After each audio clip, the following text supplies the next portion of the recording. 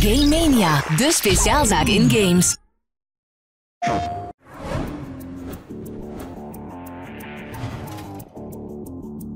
To many, the PlayStation brand has been about pushing the boundaries of play, but the name represents more than just its family of consoles. It represents a fundamental change in the way that we think of games. Whereas games were originally considered toys for children, PlayStation has always strived to prove that they can be much more. A great example of this shift in the definition of games came in the early 90s, when Sony Computer Entertainment set out to build a new kind of racing game, one that could appeal to an older group of consumers.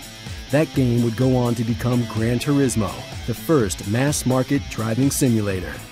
Armed with a staggering list of 140 licensed cars, 11 real-world tracks, and a simulation driving experience, Gran Turismo would quickly win critical praise and go on to sell 10 million copies.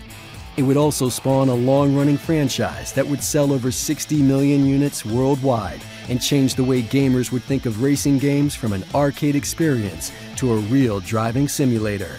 Gran Turismo highlights how PlayStation changed people's perceptions on racing games, but redefined the gaming experience in many other genres as well.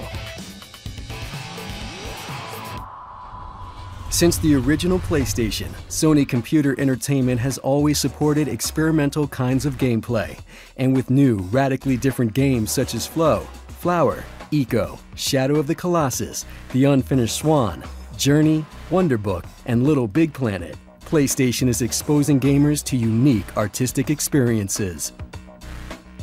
These games do not follow the path of traditional games. There are no clear enemies, no guns, their graphics do not necessarily revolve around realism, and their messages are not as simple as those of other games. But these experiences stand apart from other games with social commentary, experimental gameplay, unique graphics, and in Journey's case, Grammy-nominated soundtracks.